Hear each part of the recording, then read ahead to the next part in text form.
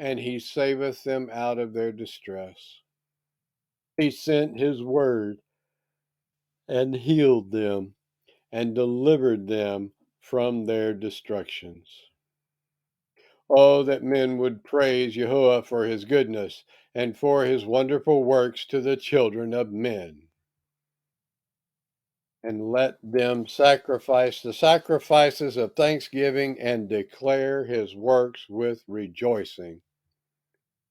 They that go down to the sea in ships, that do business in great waters, these see the works of Yahuwah and his wonders in the deep.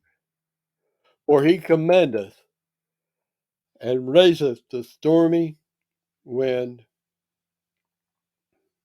For he commandeth and raiseth